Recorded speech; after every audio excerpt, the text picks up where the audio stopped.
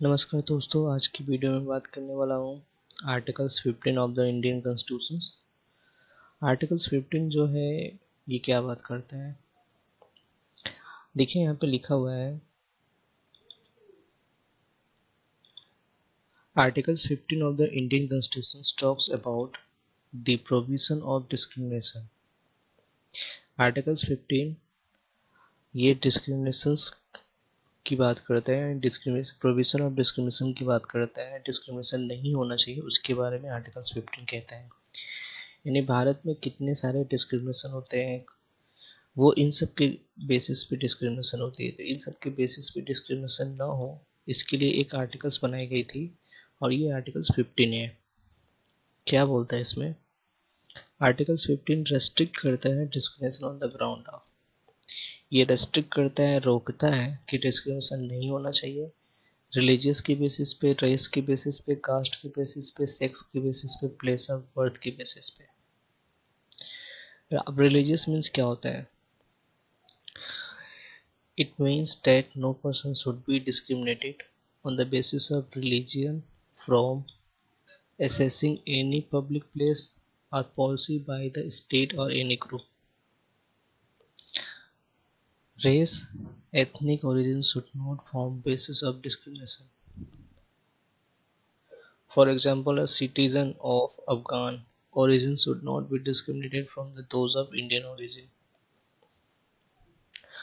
यानी अगर कोई पर्सन है जो किसी दूसरे जगह पे, किसी दूसरी जगह का वो नागरिक है, सिटीजन है, तो उसे इंडियन ओरिजिन से डिस्क्रिमिनेट नहीं करना चाहिए। जैसे यहाँ पे दिया है कि वो अफगान से ओरिजिन करता है तो उसे इंडियन ओरिजिन से कोई डिस्क्रिमिनेशन नहीं होना चाहिए। उसके बाद कास्ट के बेसिस पे डिस्क्रिमिनेशन नहीं होना चाहिए। जो हम कास्ट के बेसिस पे डिस्क्रिमिनेशन करते हैं, जिससे जो lower caste and upper caste के बीच में डिस्क्रिमिनेशन होती है। उसके बाद सेक्स के बेसिस पे डिस्क्रिमिनेशन नहीं होना चाहिए, जैसे ट्रांसजेंडर, फीमेल्स, इन सब के बेसिस पे हम जो डिस्क्रिमिनेशन करते हैं इस पे नहीं होना चाहिए। प्लेस ऑफ बर्थ पे नहीं होना चाहिए। A place where an individual is born should not be become a reason for discriminating among other member of the country. मतलब अगर कोई पर्सन है जो किसी दूसरे जगह पे पैदा हुआ है, इंडिया के किसी दूसरे स्टेट में या किसी दूसरे जगह से, तो वो प्लेस ऑफ बर्थ भी नहीं होना चाहिए डिस्क्रिमिनेशन का पार्ट। तो इन सब बेसिस पे डिस्क्रिमिनेशन नहीं होना चाहिए, ये आर्टिकल्स 15 हमें कहता है। ये आर्टिकल्स 15 मना करता है कोई भी पर्सन इंडिया के अंदर इन सब बेसिस पे डिस्क्रिमिनेशन नहीं करेगा, मतभेद नहीं करेगा आपस में।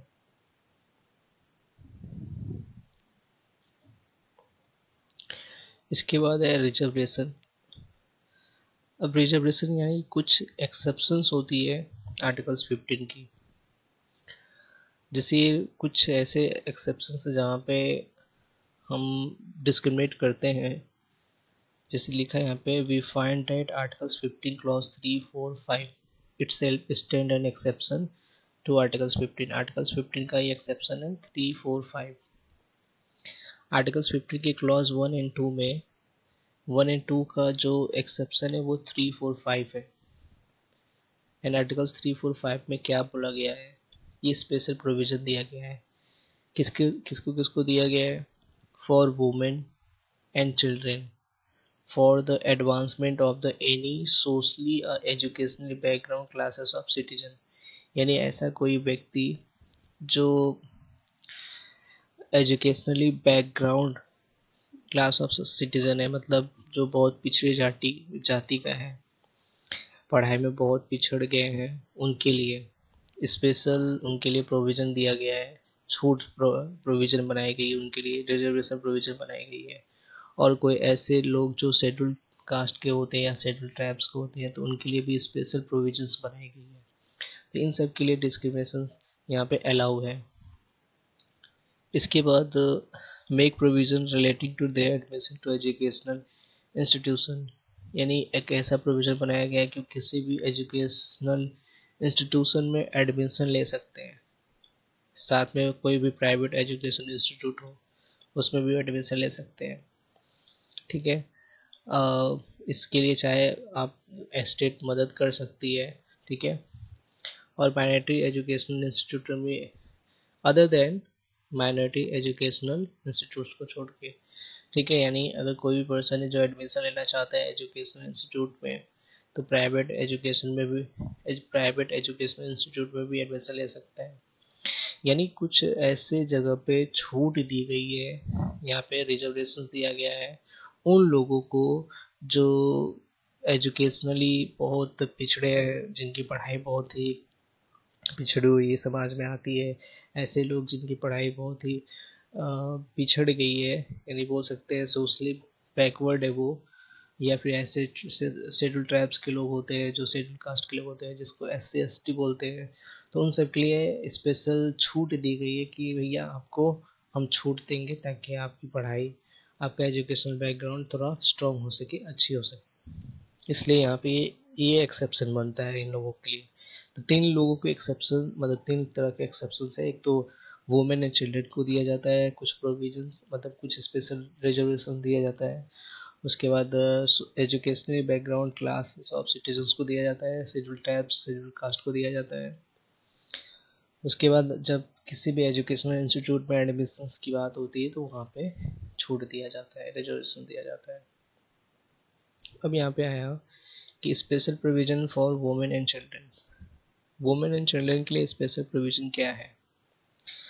अब जैसा कि आप जानते हैं कि रिजर्वेशन जो होता है वो क्लास क्लास 3, 4, 5 में दिया गया है, क्लॉज 3, 4, 5 में, जिसमें ये बोला गया है क्या, clause 3 of the articles 15 of the Indian constitution speaks about special provision for women and children in order to protect them from the clutch of the formal equality। यानी क्लास 3 ऑफ द 15 है जो ये बोलता है कि special provision womens and childrens को दिया गया है ताकि उन्हें बराबर हिस्सेदारी दिया जाए समाज में, उनको भी बराबर का सम्मान, बराबर की हर चीज़ दिया जाए, ठीक है। और उन्हें प्रोटेक्ट किया जाए कि वो भी एक फॉर्मल इक्वलिटी के हकदार है, उनके पास भी राइट्स है इक्वालिटी के लिए, ठीक है।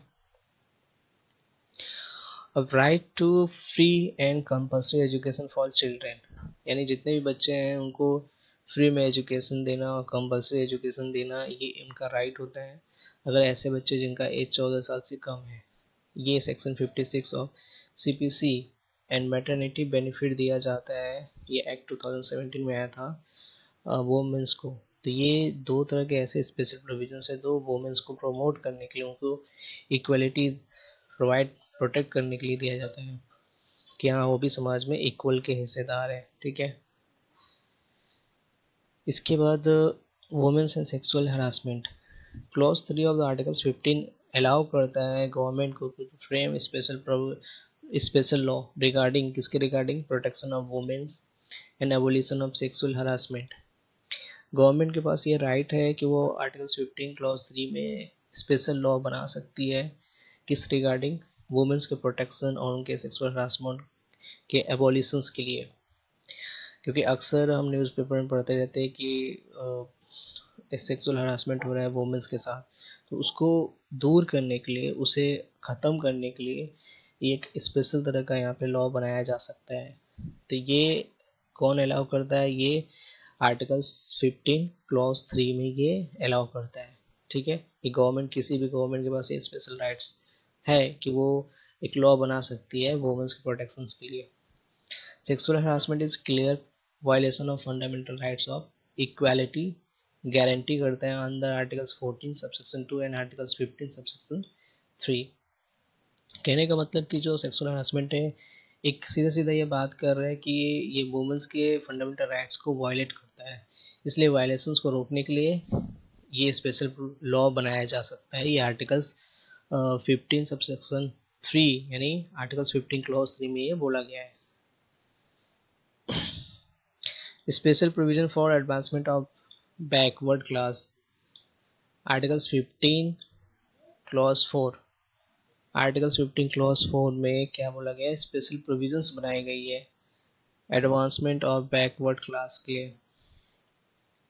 Clause 4 of articles 15 of Indian constitution, इसमें बोला गया है, ये अलाउ करता है law and provisions relating to advancement of socially and educationally backward classes and scheduled tribes and scheduled caste, schedule caste and schedule tribes के लिए। ठीक है, तो आर्टिकल्स 15 क्लॉज 4 जो अलाउ करता है enact laws and provisions relating to the advancement of social and educational background classes of the scheduled tribes and scheduled caste। तो ये schedule caste and schedule tribes और जो एजुकेशनली बैकग्राउंड क्लासेस के लोग हैं उनके लिए एक स्पेशल प्रोविजंस बनाने के लिए ये आर्टिकल्स 15 क्लॉज 4 में बोला गया है। इसके बाद socially and educationally backward classes जो होती है क्या होती है। अब सोशली एंड बैकवर्ड क्लासेस का मतलब ये आर्टिकल्स 15 क्लॉज 4 में बोला गया है कि under privileges classes of people उस तरह के लोग होते हैं जो डिस्क्रिमिनेशन फेस करते हैं और जिनको प्रिजुडाइज किया जाता है प्रिविलेजेस क्लास से। तो इस कैटेगरी में कौन से लोग आते हैं, वो लोग जो बैकवर्ड क्लासेस से बिलोंग करते हैं और जो एससी या एसटी में कवर नहीं होते हैं। तो ओबीसी अक्सर included the phrase of socially and educationally background classes. तो ओबीसी में अक्सर वो लोग आते हैं जो एजुकेशनली बैकवर्ड क्लासेस के लोग होते हैं। ठीक है, उनके लिए एक अलग से रिजर्वेशंस प्रोवाइड किया जाता है। अब लिमिटेशन ऑफ रिजर्वेशंस क्या होती है, यानी कितनी लिमिटेशंस होती है, रिजर्वेशंस की लिमिट क्या है। तो सुप्रीम कोर्ट ने इंडिया में ये बोला है, एक अपनी लिमिट्स बना के रखी है टोटल परसेंटेज ऑफ रिजर्वेशंस का जो गवर्नमेंट के द्वारा प्रोवाइड किया जाता है, कि जिसमें बोला है 27% रिजर्वेशन होता है ओबीसी यानी अदर बैकवर्ड क्लासेस के लिए।